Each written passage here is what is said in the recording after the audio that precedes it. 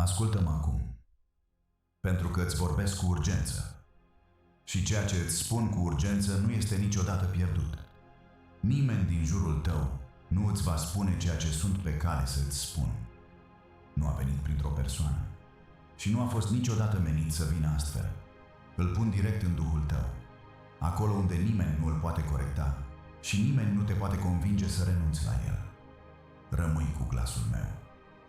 Nu lăsa aceste clipe să treacă pe lângă tine, la fel cum a trecut întreaga săptămână aceasta. Numele tău a fost rostit într-un loc în care nu ai stat niciodată. S-a luat o decizie cu privire la tine și a fost luată în favoarea ta. Aceasta este prima parte a ceea ce am venit să-ți spun.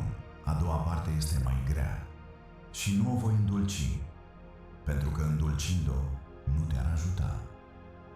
Există ceva în viața ta chiar acum care lucrează în tăcere pentru a se asigura că nu ești în locul potrivit atunci când acea decizie devine vizibilă. Deci aceasta este deopotrivă o avertizare și o chemare. Cei mai mulți oameni primesc fie una, fie cealaltă. Tu le primești pe amândouă în aceeași suflare. Pentru că nu vreau să auzi partea bună și să te întorci la somn. Un lucru poate fi pregătit pentru tine și totuși să fie ratat. Israel a stat la marginea unui pământ pe care îl dădusem deja și s-a întors înapoi. Nu pentru că eu l-am retras, ci pentru că l-au măsurat cu frica lor, nu cu cuvântul meu. Nu îți spun aceasta ca să te înspăimânt. Frica îi paralizează pe oameni și eu am nevoie ca tu să te miști. Îți spun aceasta pentru că ai tratat lucrurile mici ca și cum nu ar conta. Și unele dintre acele lucruri mici îți ghidează direcția. O cârmă este mică, o balamă este mică. Direcția întregii tale vieți s-a schimbat prin decizii pe care nu le-ai considerat vrednice de luat în seamă. Simți deja. Există o apăsare în pieptul tău care este acolo de câteva zile și ai dat vina pe oboseală, pe bani, pe oamenii care te dezamăgesc. Nu este nimic din toate acestea. Este mâna mea pe tine, apăsând într-o direcție, iar tu te-ai aplecat în cealaltă parte. Această apăsare nu va dispărea dacă o ignori. Va deveni doar mai grea, pentru că eu nu dau drumul la ceea ce mi-am pus în gând. Acum lasă-mă să-ți spun cum vorbesc, pentru că ai așteptat lucrul nepotrivit. A fost o noapte când un băiat pe nume Samuel stătea culcat în templu și eu i-am chemat numele. S-a sculat și s-a dus la preotul bătrân, pentru că acela era singurul glas la care știa să se aștepte. L-am chemat din nou. S-a dus din nou la preot.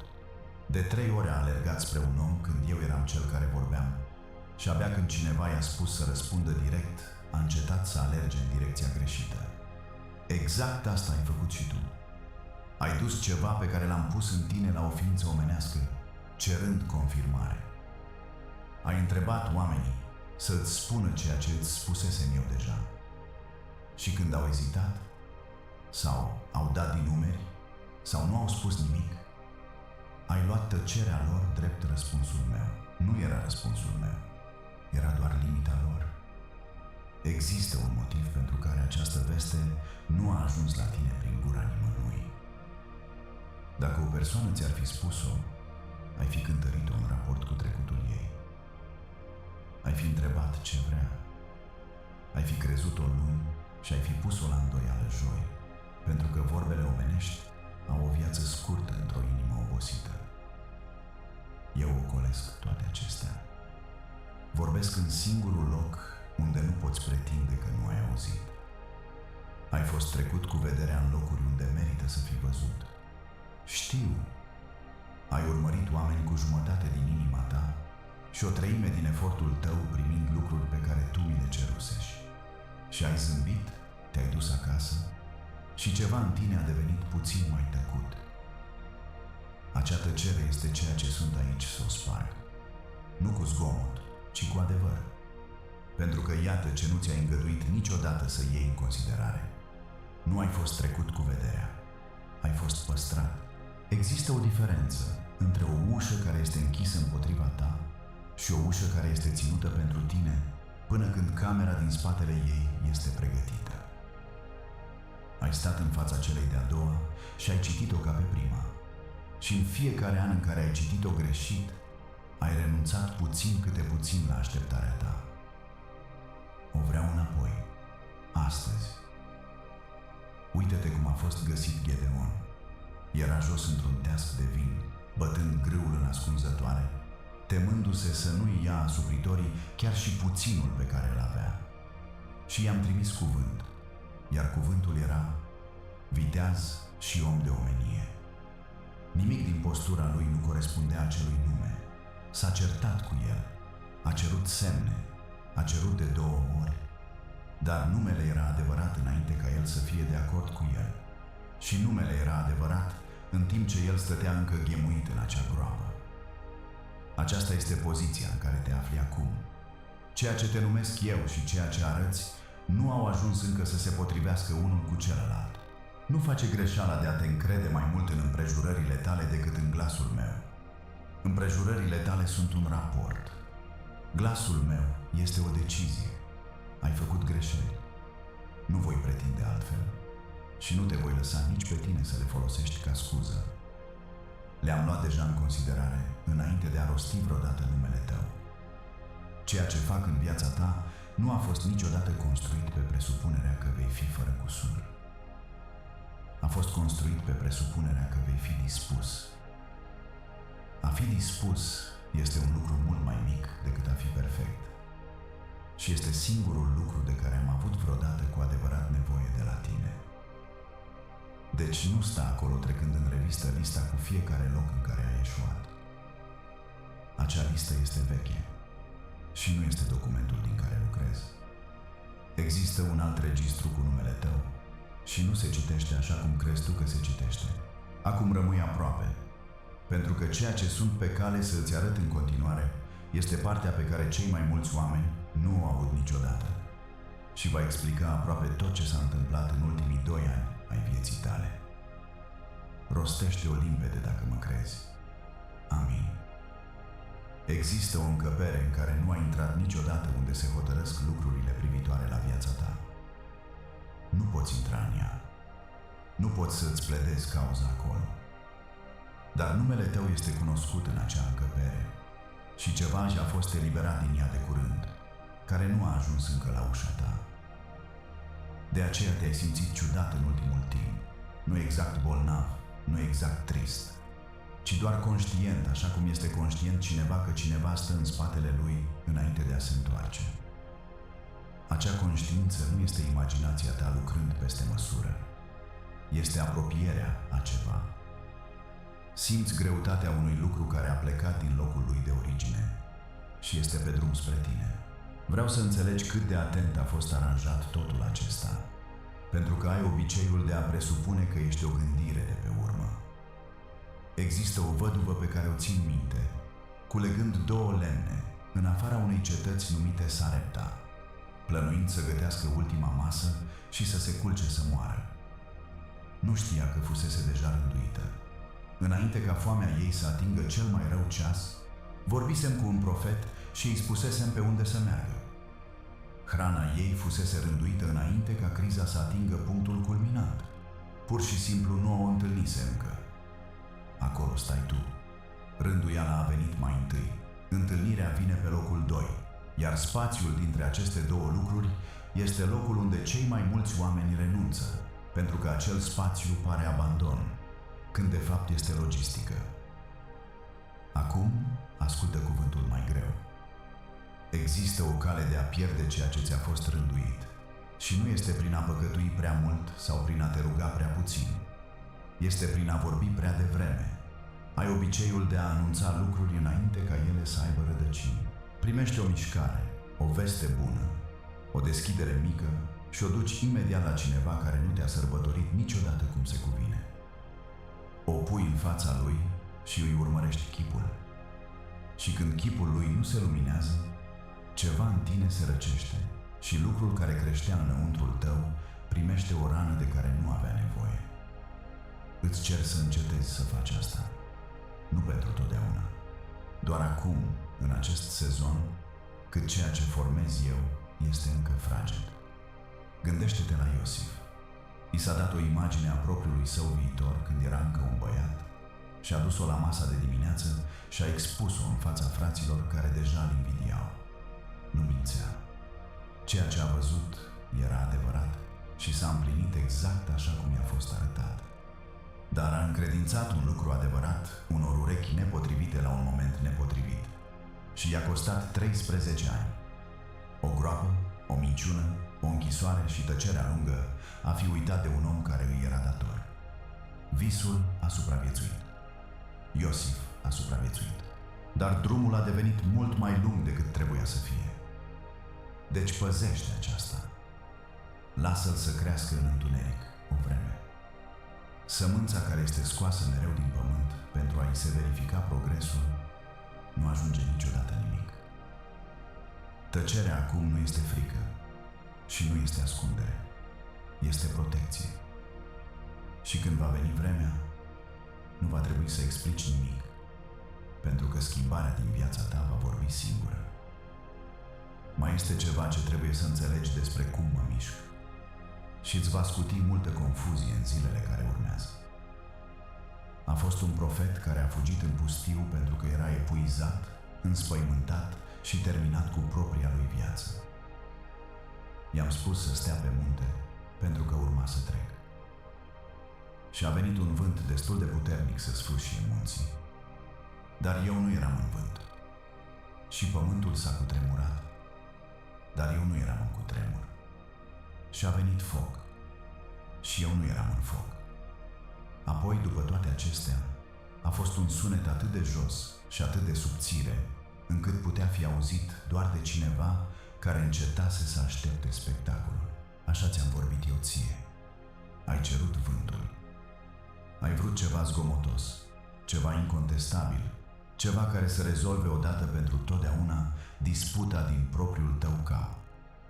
Și în timp ce priveai cerul după foc, eu vorbeam sub zgomot, în acel simț mic și stabil, că un anumit lucru nu era bine și că un alt lucru anume era.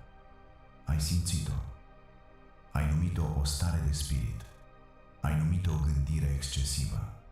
Ai mers înainte oricum, îți spun acum limpede, ca să nu mai existe confuzie în privința asta.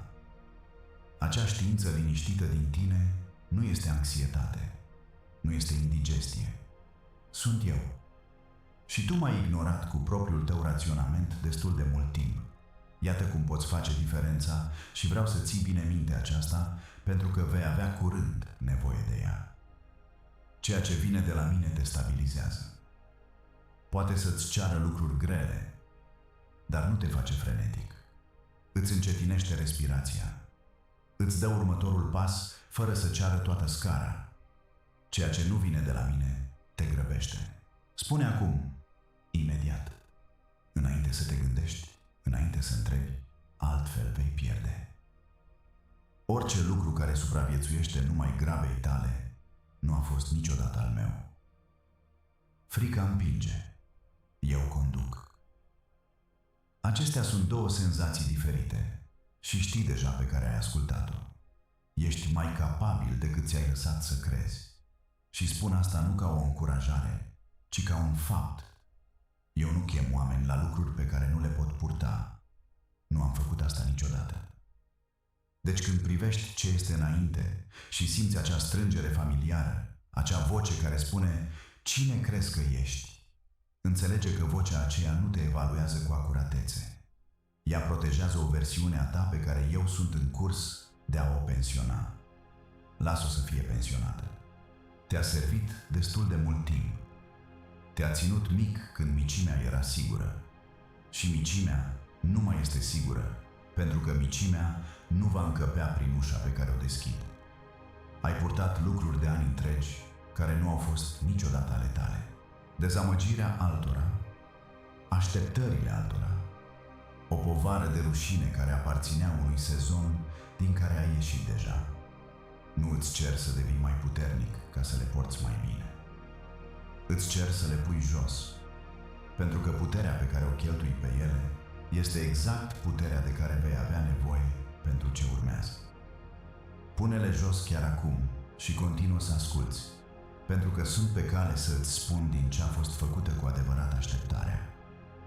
Ai vrut o explicație pentru întârziere și ai presupus că explicația va fi despre caracterul tău, că fiecare an închis a fost o notă despre valoarea ta, că undeva exista o listă de calități pe care le lipseau încă. Nu asta s-a întâmplat și vreau să corectez asta înainte să se întărească în ceva ce crezi permanent despre tine.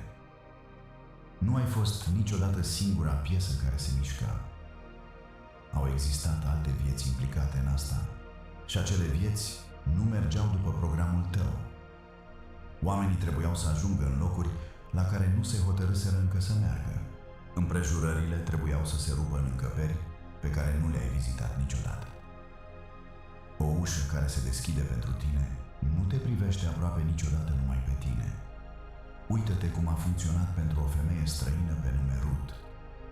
Era săracă, văduvă și trăia într-o țară care nu era a ei.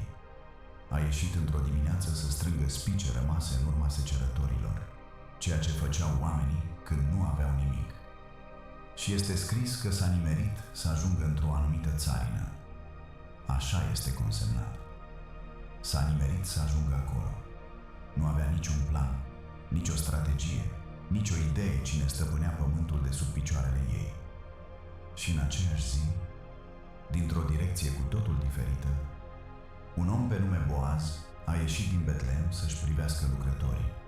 Doi oameni care se mișcau separat, niciunul conștient de celălalt, sosind în aceeași țarină în aceeași dimineață.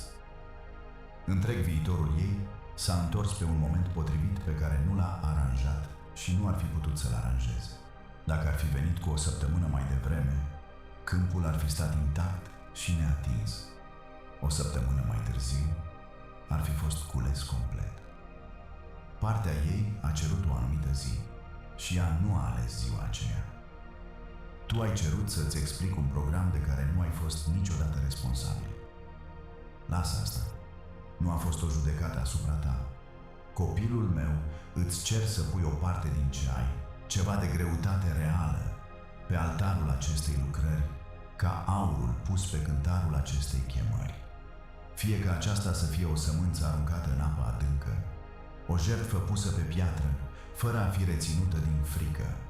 Aceasta este dovada că încrederea ta se odihnește în mâna mea de a asigura și că inima ta nu se mai agață de lipsă. Ceea ce eliberezi în credință nu iese din viața ta. Se mișcă înaintea ta spre secerișul pe care îl pregătesc. Acum lasă-mă să vorbesc cu partea din tine care este obosită de a mai încerca.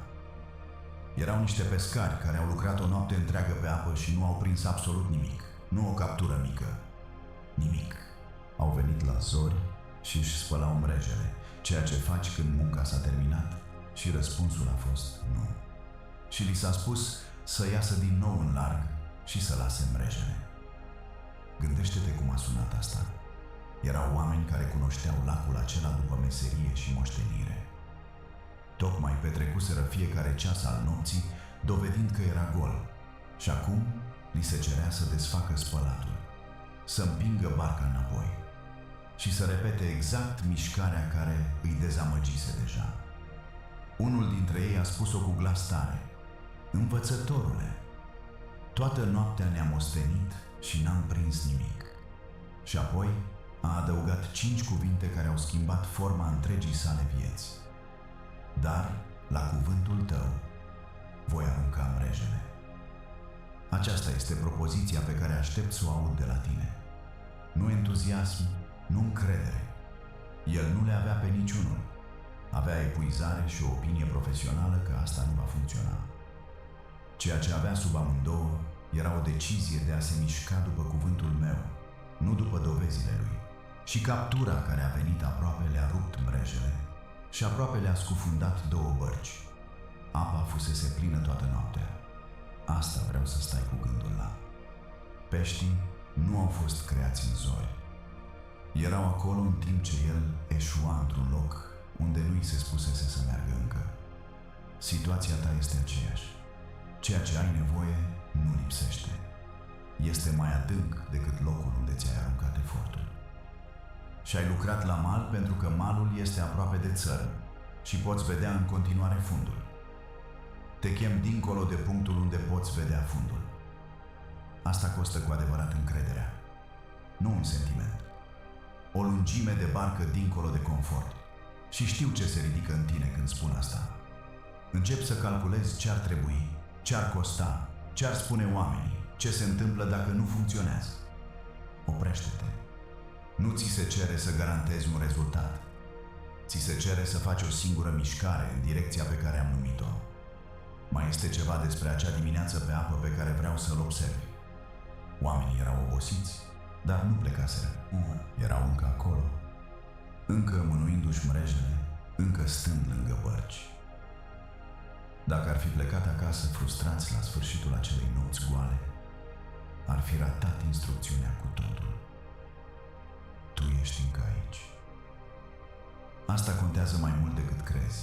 Ai avut toate motivele să încetezi să mă asculți și unele dintre acele motive erau legitime.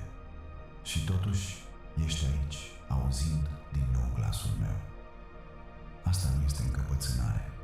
Este ceva în tine care nu a fost niciodată pe deplin de acord cu dezamăgirea. Ține bine la asta. Este singura calificare pe care am cerut-o vreodată.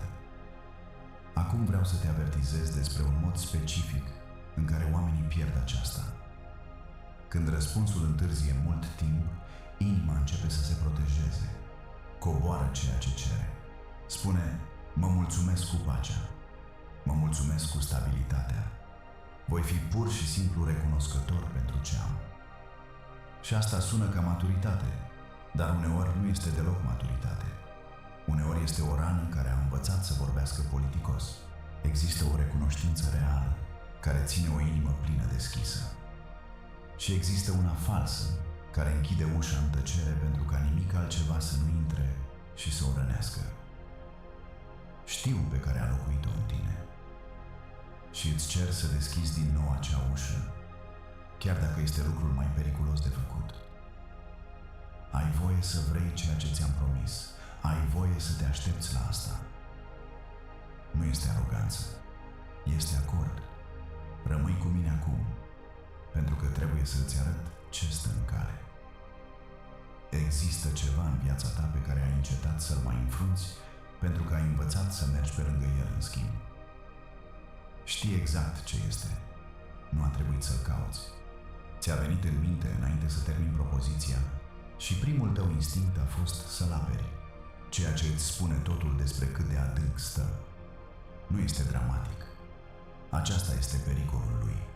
Dacă ar fi fost în mod evident destructiv, te-ai fi ocupat de el cu ani în urmă pentru că nu ești o persoană nesăbuită. Acest lucru este mai liniștit decât atât. Îți ia puțin și îți dă puțin înapoi, tocmai cât să mențină înțelegerea vie. Și în timp, ți-ai construit întreaga rutină în jurul evitării singurului schimb onest care ar pune capăt acestuia. Asta înseamnă când spun că te-ai adaptat în loc să corectezi. O persoană care se îndoaie mereu în jurul unui obstacol uită în cele din urmă că este îndoită. Începe să numească îndoitura postura ei. Ai mers strâmb atât de mult timp încât a merge drept ar simți ca o rănire. Nu îți cer să fii mai puternic la a o purta. Aceea este cererea pe care ți-o faci mereu ție însuți și este cea greșită. Puterea aplicată la lucrul greșit este doar un mod mai lent de a pierde. Iată ce văd eu și tu nu. Nu îți ia numai timpul și pacea, îți ia discernământul. Când ceva te epuizează constant, îți pierzi capacitatea de a face diferența dintre ce este corect și ce este doar familiar. Și o persoană care nu poate face acea diferență va trece pe lângă propriul răspuns fără a-l recunoaște. Acesta este pericolul real, nu lucrul în sine. Ceea ce face lucrul acela capacității tale de a vedea. Acum lasă-mă să-ți vorbesc despre un om care aproape și-a pierdut vindecarea pentru că instrucțiunile l-au ofensat. Naaman era un comandant. Era respectat, bogat, decorat și avea o boală pe care nimic din toate acestea nu o putea atinge. A călătorit într-o altă țară cu argint și aur și scrisori de la un rege, gata să plătească orice preț. Și profetul la care a venit nici măcar nu a ieșit afară. A trimis un slujitor la ușă cu un mesaj: du-te și te scaldă de 7 ori în Iordan. Naaman a plecat furios, a spus-o cu glas tare și a imaginat cum va decurge totul: o ceremonie, o mână agitată peste locul bolnav, un act vizibil vrednic de un om de rangul lui. În schimb, i s-a înmânat un râu noroios și un număr. A spus că acasă existau râuri mai bune. Era gata să călătorească tot drumul înapoi cu boala tot pe el, pentru că leacul nu i-a respectat poziția. Au fost proprii lui slujitori care l-au liniștit. Au spus: dacă ți-ar fi cerut ceva mare, ai fi făcut-o fără ezitare. Atunci de ce nu și acest lucru mic?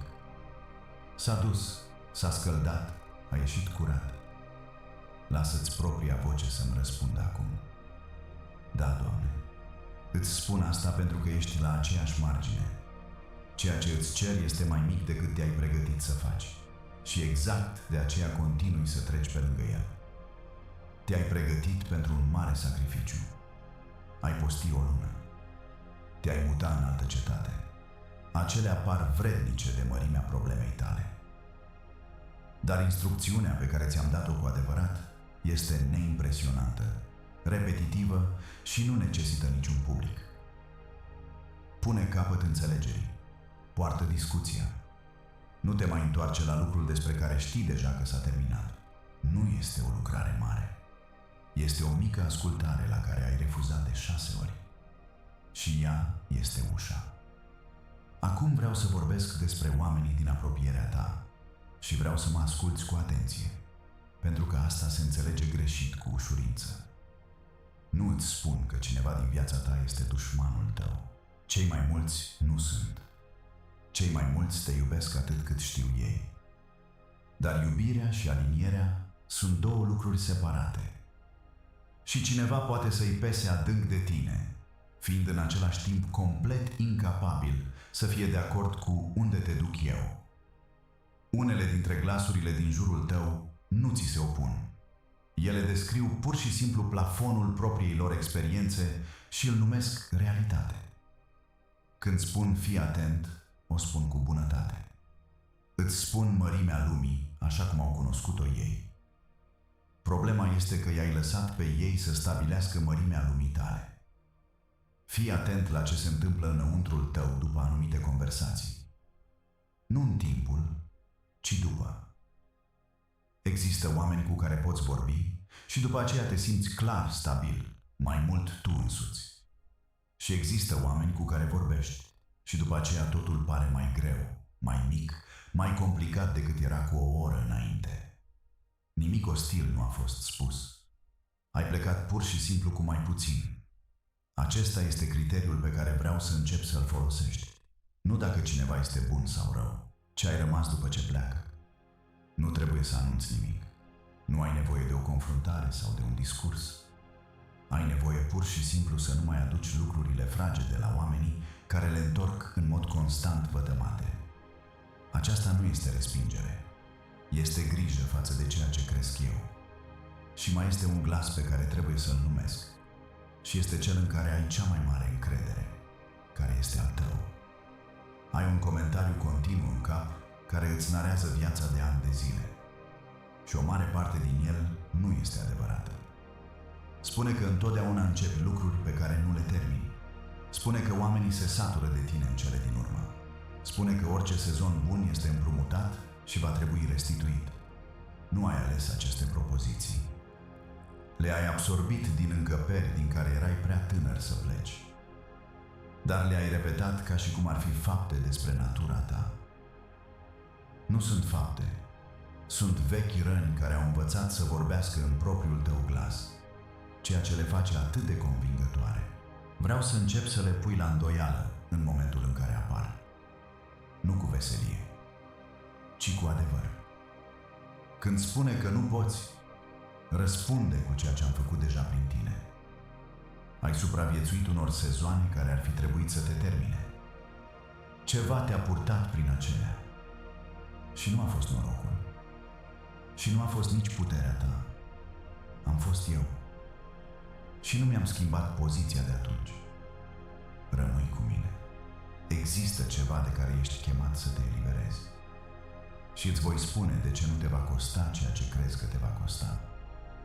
Când Lazar a ieșit din mormânt, a ieșit încă înfășurat.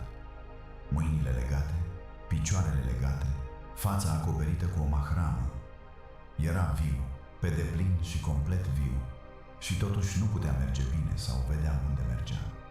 Și instrucțiunea dată oamenilor care stăteau acolo a fost: dezlegați-l și lăsați-l să meargă. Aceasta este exact situația ta. Nu aștepți să fii înviat. Asta s-a întâmplat deja. Ești înfășurat în giulgiul unui sezon care s-a terminat. Și ai mers cu el atât de mult timp încât simte ca propria ta piele. Legătura nu este dovada că ești încă mort. Este doar pânză rămasă dintr-un loc pe care l-ai lăsat deja. Deci când îți cer să lași ceva, înțelege ce îți cer cu adevărat. Nu eu.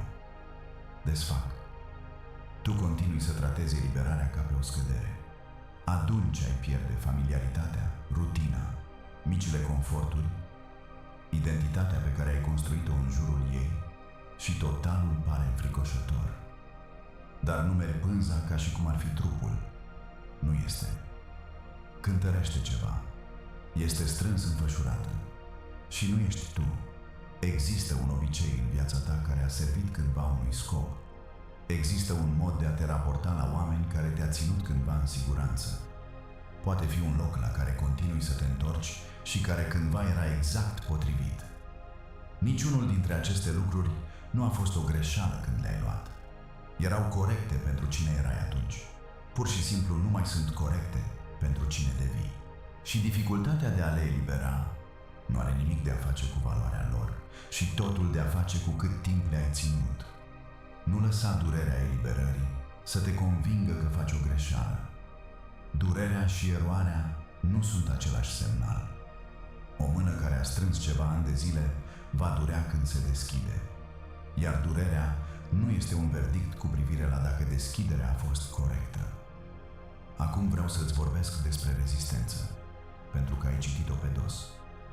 Iacov a petrecut o noapte singur lângă un râu și un om s-a luptat cu el până la ivirea zorilor. Toată noaptea. Niciun moment ușor. Și la sfârșitul ei, șoldul lui era scos din loc și a plecat șchiopătând pentru tot restul vieții. Dar a plecat și cu un nou nume și cu o binecuvântare, fără de care a refuzat să plece. A spus-o limpede: nu te voi lăsa să pleci dacă nu mă binecuvântezi. Acea noapte a fost cea mai grea din viața lui și a fost și noaptea când totul s-a schimbat. Dacă ar fi judecat lupta după cum simțea în timp ce se întâmpla, ar fi dat drumul înainte de zori și ar fi trecut râul înapoi neschimbat. Tu ai tratat dificultatea ca pe un semn că ai luat-o pe un drum greșit. Uneori este, dar adesea este opusul. Rezistența înseamnă adesea că ai ajuns în sfârșit la lucrul care a ținut viața ta în loc și care nu cedează fără luptă.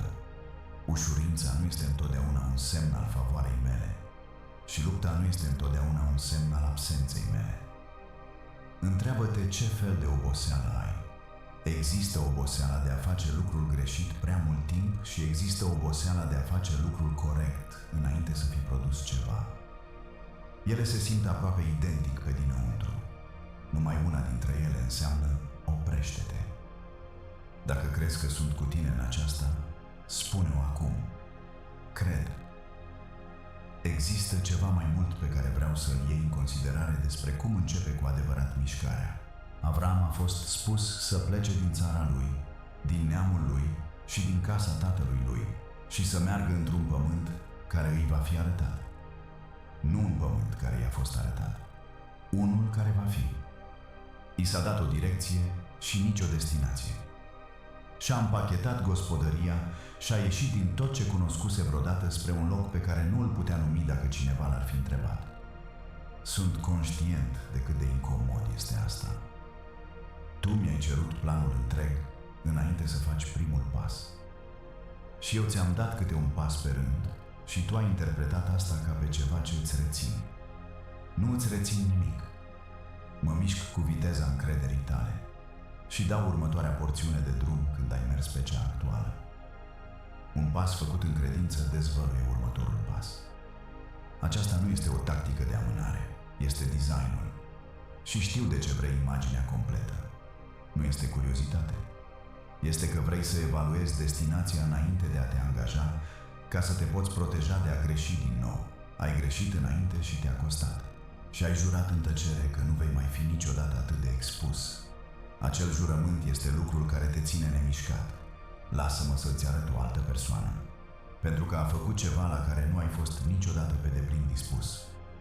Era un orb care ședea lângă o cale în afara Ierihonului, cerând de pomană, care era singura muncă disponibilă lui. A auzit că o mulțime trecea și că un anumit om era în ea. Și a început să strige.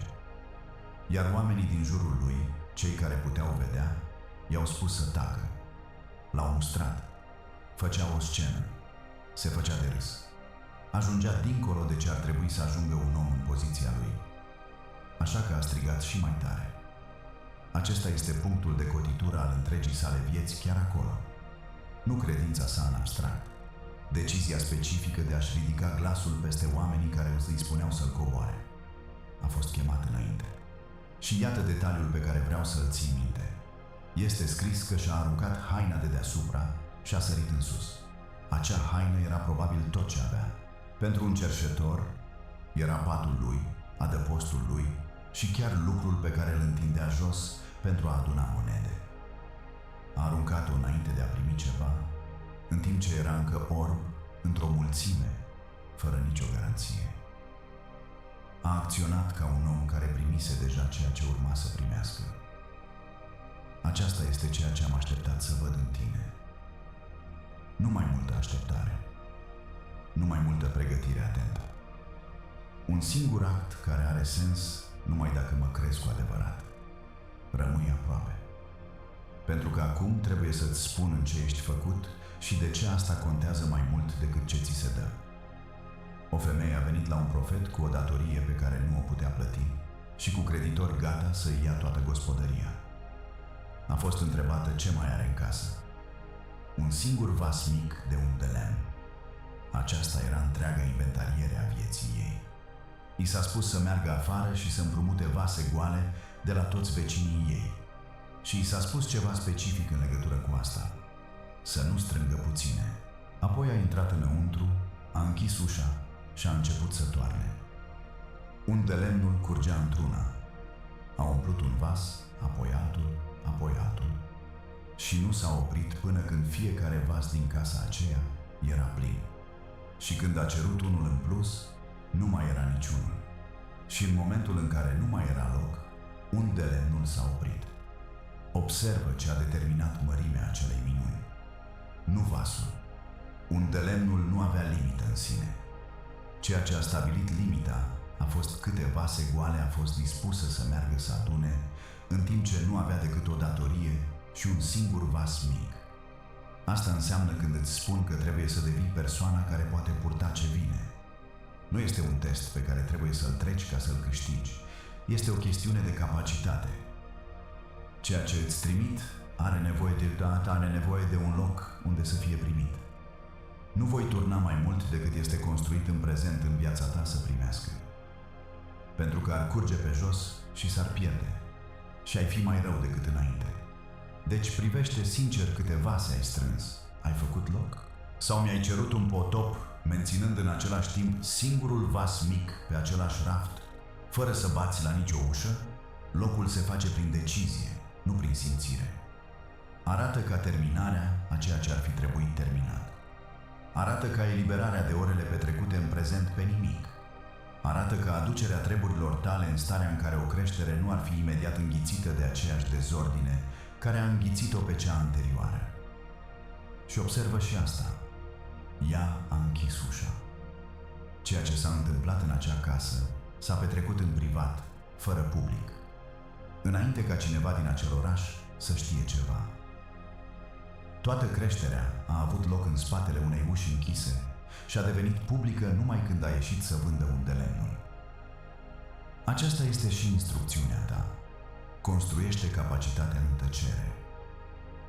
Acum vreau să spun ceva despre micimea cu care lucrezi chiar acum, pentru că te descurajează mai mult decât recunoști. A existat un moment când temelia unui templu a fost pusă și era mică față de ce stătuse acolo înainte. Unii dintre oamenii mai în vârstă au plâns când au văzut-o, pentru că își aminteau slava de dinainte și aceasta părea nimic față de ea. Și cuvântul care a venit a fost: cine disprețuiește ziua lucrurilor mici? Tu ți-ai disprețuit propria zi a lucrurilor mici. Te uiți la mărimea a ceea ce ai început, la progresul modest, la numerele neimpresionante, la munca lentă și obișnuită a săptămânii tale și o compari cu ce ai imaginat și te simți nesăbuit. Și în acel simțământ ai ajuns aproape să abandonezi chiar fundația pe care ți-am cerut să o pui. Nu măsura o fundație față de o clădire terminată. Acea comparație este nedreptă și nu a produs niciodată nimic bun în tine. O fundație ar trebui să arate ca nimic. Acesta este sensul unei fundații. Mai este ceva ce se formează și pe care nu îl poți vedea și îl voi numi acum. Pun oameni în jurul tău. Unii dintre ei sunt deja aproape și nu i-ai recunoscut încă pentru că nu au sosit cu nicio impresie de importanță. Sunt liniștiți, nu te-au lingușit.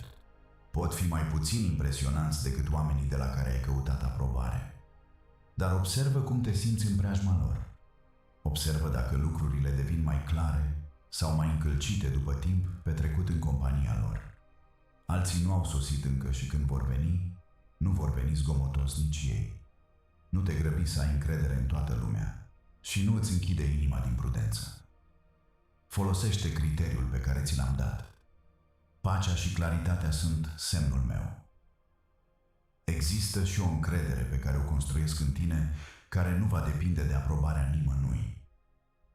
Și aceasta este unul dintre cele mai mari lucruri pe care le voi face în viața ta. Deși este posibil să nu o prețuiești la fel de mult ca alte lucruri pentru care mi-ai cerut. Ai trăit mult timp cu nevoie ca oamenii să te confirme. Nevoie de cuvântul de încurajare, de recunoaștere, de semnul că cineva l-a observat. Și pentru că acea nevoie era acolo, alți oameni aveau o pârghie în viața ta. Și unii au folosit-o, și unii au folosit-o fără să știe măcar. Elimini pârghia. Vei începe să observi că o remarcă în trecere care ți-ar fi luat toată săptămâna nu te mai atinge la fel. Că o tăcere pe care ai fi citit-o ca respingere pur și simplu trece. Nu pentru că ai încetat să-ți pese de oameni, ci pentru că fundația ta s-a mutat. Vei ști cine ești datorită ceea ce am spus eu despre tine. Și nimeni nu are drept de vot în privința asta. Și există un motiv pentru toate acestea care depășește propria ta viață. Ceea ce fac cu tine nu este numai pentru tine. O femeie pe nume Estera a fost crescută într-o poziție pe care nu a cerut-o niciodată. Într-un palat, într-un moment în care poporul ei era pe cale să fie distrus. Și îi era frică să acționeze pentru că a acționa ar fi putut să o coste totul. Cuvântul care a ajuns la ea a fost: cine știe dacă n-ai ajuns la împărăție tocmai pentru o vreme ca aceasta? Putea tăcea și rămâne în siguranță. Și este scris că eliberarea ar fi venit oricum din altă parte. Întrebarea nu era niciodată dacă pot face asta. Întrebarea era dacă ea va face parte din asta. Acea întrebare stă acum în fața ta. Ceea ce aduc în viața ta va ajunge la alți oameni prin tine. Cineva care în prezent își pierde speranța va privi la ce se întâmplă în viața ta și va reconsidera ce este posibil. Acesta este unul dintre motivele pentru care ți-a fost rânduită această sarcină și unul dintre motivele pentru care pregătirea a fost atât de amănunțită. Rămâi cu mine. Vreau să-ți spun cum să-l recunoști când sosește. Iată cum vei ști că este de la mine. Nu va sosi cu panică atașată lui. Nimic din ceea ce dau nu cere să decizi înainte să poți gândi. Dacă ceva vine la tine purtând presiune, o secretizare care simte greșit sau un termen limită conceput să te oprească de a te ruga cu privire la el, acela nu este al meu. indiferent cât de mult seamănă cu ceea ce ai cerut. Ceea ce trimit se potolește. Are o calitate specială, o corectitudine care se așează înăuntrul tău și rămâne. Poate că vei fi surprins de el, poate chiar te va speria prin mărimea lui, dar sub surpriză va fi o stabilitate care spune: da, acesta este lucrul. Se va și potrivi. Nu va cere să devii cineva care nu ești sau să abandonezi ceea ce știi că este adevărat pentru a-l primi. Ceea ce am pregătit a fost măsurat față de viața ta reală, nu față de viața pe care ai pretins că o ai. Și poate că nu va arăta cum ai imaginat. Asta este aproape sigur de fapt. Ai avut o imagine în minte și imaginea a fost construită din ceea ce ai văzut că primesc alți oameni. Ceea ce vine la tine va fi modelat specific pentru tine, ceea ce înseamnă că va părea necunoscut la prima vedere. Nu îl respinge pentru că a sosit în haine diferite față de ce așteptai. Acum lasă-mă să-ți vorbesc despre Ierihon, pentru că există ceva în acel povestire pe lângă care oamenii trec în grabă. Li s-a spus să ocolească cetatea o dată pe zi timp de 6 zile în tăcere. Fără strigăte, fără discursuri, nimic din gurile lor.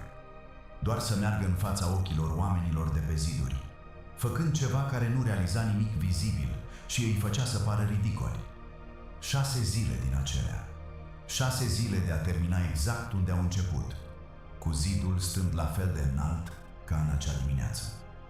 Apoi, în ziua a 7-a, au ocolit-o de 7 ori și au strigat și zidul a căzut. Zidul nu s-a slăbit treptat. Nu a existat nicio crăpătură în ziua a 3-a care să-i încurajeze. Fiecare singură zi din acea săptămână arăta ca un eșec complet, chiar până în momentul în care nu mai arăta astfel. Ești undeva în acea săptămână. Nu îți voi spune în ce zi, pentru că dacă ai ști, ai lena. Dar îți voi spune că absența progresului vizibil în viața ta nu este dovada că nu se întâmplă nimic. Tu ai citit zidul. Citește instrucțiunea, în schimb, și observă tăcerea la care au fost ținuți. Nu li s-a permis să vorbească despre asta în timp ce mergeau pe lângă el. Există un motiv pentru asta și este același motiv pentru care ți-am cerut mai devreme să ții aceasta în tăcere.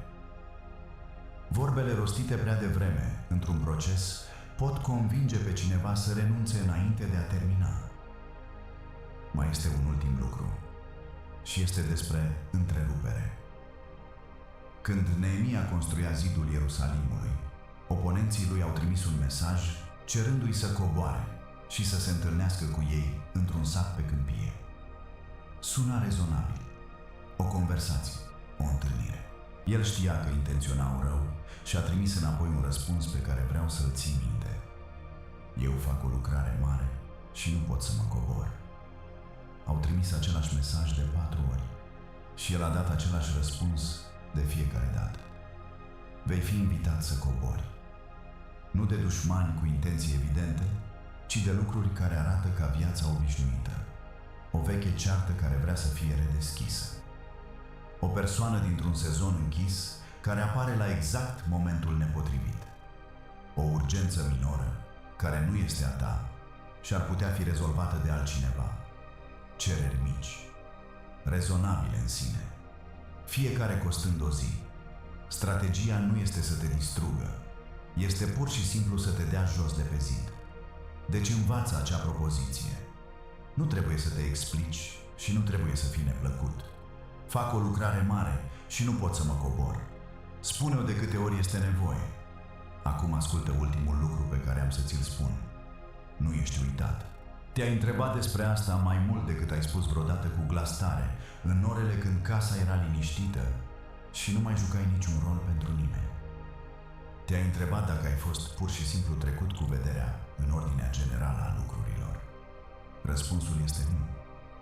Și dovada este că auzi asta deloc. Numele tău este cunoscut, a fost rostit și decizia luată cu privire la el a fost luată în favoarea ta înainte să te cureți, înainte să-ți pui disciplina la punct, înainte să reușești să fii persoana care îmi tot promiți că vei deveni. Du-te și fă lucrul mic pe care l-ai evitat. Nu mâine. Este mai mic decât crezi. Și este balama pe care se întoarce tot restul. Apoi pune jos ce ai purtat și care nu ți-a fost niciodată rânduit și ridică ce este. Privește-i pe cei pe care îi iubești cu o inimă așezată, nu cu una anxioasă. Frica ta pentru ei nu i-a protejat niciodată. Mâna mea i-a protejat. Cei pe care îi porți în rugăciune sunt ținuți. Și sunt ținuți indiferent dacă ești puternic sau nu în acea zi.